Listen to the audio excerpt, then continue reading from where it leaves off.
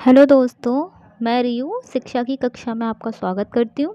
आज पॉलिटी के क्वेश्चन भी लेके आए हैं जिसमें 25 क्वेश्चन है। उसके बाद आपको एक और क्लास मिलेगी। तो पहले पॉलिटी करते हैं स्टार्ट।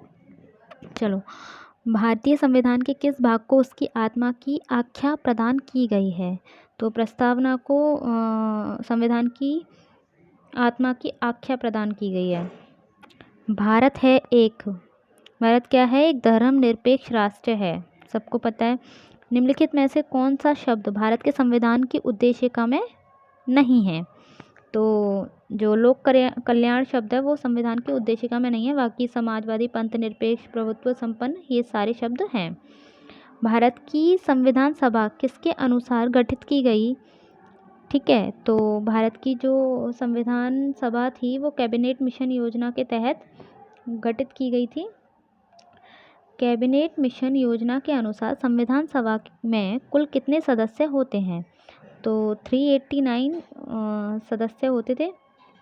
ठीक है, भारतीय संविधान के गठन की मांग सर्वप्रथम 1895 में किसके द्वारा प्रस्तुत की गई थी? वो बाल गंगाधर के थ्रू प्रस्तुत की गई थी। संविधान सभा में किस प्रांत का प्रतिनिधित्व सबसे अधिक था? संयुक्त प्रांत का सबसे ज़्यादा प्रतिनिधित्व था संविधान सभा में। संविधान सभा में किस देशी रियासत के प्रतिनिधि ने भाग नहीं लिया था? तो जो हैदराबाद की जो रियासत थी उन्होंने भाग नहीं लिया था, वो अलग हट गए थे इस चीज़ से। B.R. अम्बेडकर का संविधान सभा में निर्वाचन हुआ था पश्चिम बंगाल से हुआ था उनका निर्वाचन।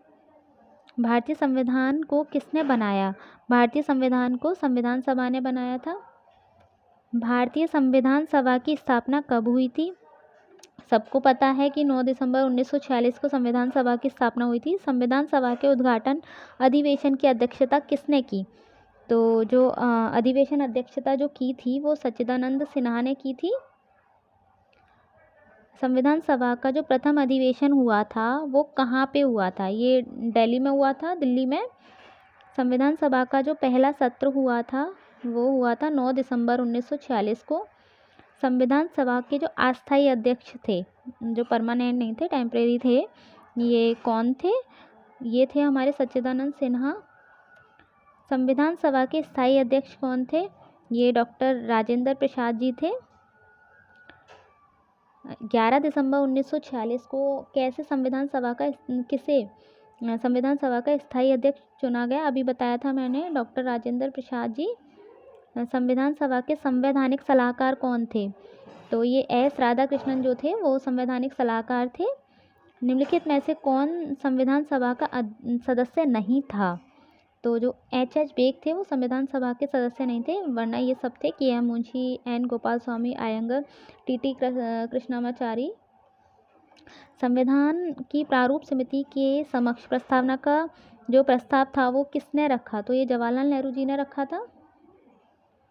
संविधान सभा के सभी निर्णय किस आधार पर लिए गए थे? तो सहमति और समायोजन के आधार पर सभी निर्णय लिए गए थे। संविधान सभा में उद्देश्य प्रस्ताव किसने प्रस्तुत किया था? तो जवाहरलाल नेहरू ने उद्देश्य प्रस्ताव किया था। संविधान को एक संविधान देने का प्रस्ताव संविधान सभा द्वारा पारित कब किया गया? ठीक है, तो ये जो 22 जनवरी 1947 को पारित किया गया था। भारतीय संविधान सभा ने भारतीय राष्ट्रीय ध्वज की रूपरेखा को अंगीकार कब किया? कब स्वीकार किया उसको, राष्ट्रीय ध्वज को?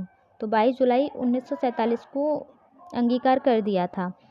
संविधान सभा ने संविधान को अंतिम रूप से किस दिन पारित किया था?